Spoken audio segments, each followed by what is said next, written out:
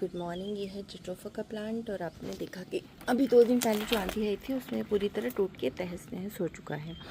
तो इसको करना है रिपॉट, और रिपॉट करने के लिए ऑलमोस्ट मैंने अभी सेम साइज़ का ही पॉट लिया है 8 इंची का। तो फ्लावरिंग इसमें ऑलमोस्ट ख़त्म हो चुकी है, तो ये वाली हम ऊपर से फ्लावरिंग ट्विंक हटा देंगे तो इसमें नई फ्लावरिंग आएगी। अभी तक शुक्र है कि ये सब गिरा था, लेकिन पॉट ही टूटा, प्लांट को इतना नुकसान नहीं हुआ। सॉरी, ये थोड़ा सा हार्ड ही है। तो अब इसको रिपॉट करने की प्रोसेस देखते हैं। ये मेरा पुराना मिट्टी का गमला टूटा है, तो इसके होल्स के ऊपर मैं इस तरह से ये जो है ये पीसेस जो सबसे पहले यहाँ पर रखती हूँ, जिससे इसके जो पोर्स हैं वो बंद ना हो, और एक यहाँ पर एक लेयर बना दी। इसके बाद सबसे पहले आप इसमें जो आपकी जो लीव्स हैं, जो गार्डन लीव्स होते हैं, जिनको आप इकट्ठा करके रखिए, कभी फेंकिए मत, उस तरह से एक लेयर बना दीजिए। इनका 2 काम है, एक तो नीचे पोरस जो है कंडीशन प्रोवाइड करते हैं, और सेकेंड ये डिकम्पोज होकर प्लांट को न्यूट्रिएंट देते हैं, वही न्यूट्रिएंट जो एक्चुअल में प्लांट को ज़रूरत है, क्योंकि इन लीव्स में वही होता है जो प्लांट के लिए ज़रूरत होती है, क्योंकि प्लांट तो वही स्टोर करेगा अपनी लीव्स में जो प्लांट के लिए रिक्वायर्ड होता है। तो अब इसको सबसे पहले देखते हैं कि कैसे रिपॉट करना है। तो ये तो पूरी तरह ही टूट चुका है।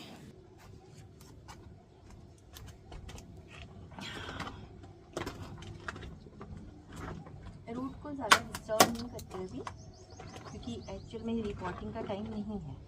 रिपॉटिंग का जो टाइम होता है वो या तो फरवरी में होता है या फिर अक्टूबर नवंबर में होता है। तो इस टाइम पौधों को ज़्यादा तंग किए बिना, क्योंकि ऑलरेडी समर सीज़न चल रहा है, अभी इसको सिर्फ इसमें ट्रांसफ़र किया। पौधों को बहुत तरह का स्ट्रेस हो सकता है, अगर आप इसके रूट डिस्टर्ब कर देंगे तो समर सीज़न में ये स्ट्रेस में चले जाते हैं।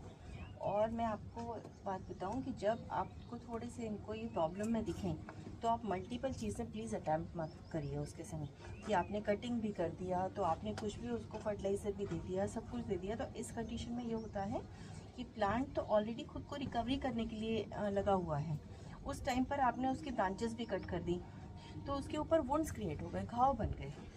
अब वो अपने घाव भरेगा या अपने आप को रिकवर करेगा, ऊपर से आप फर्टिलाइज़र दे देते हैं तो रूट का जो नॉर्मल एब्जॉर्प्शन है वो डिस्टर्ब हो जाता है।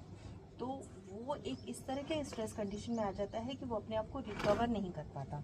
मेरा अपना एक्सपीरियंस है, मेरे हिबिस्कस के कम से कम 5-6 पौधे जो बहुत ज़्यादा इंसेक्ट अफेक्टेड थे, बहुत सारी इस तरह की चीज़ें थी, तो मैं उनको बिल्कुल तंग नहीं करती थी, और वो पूरे रिवाइव करके उन सभी में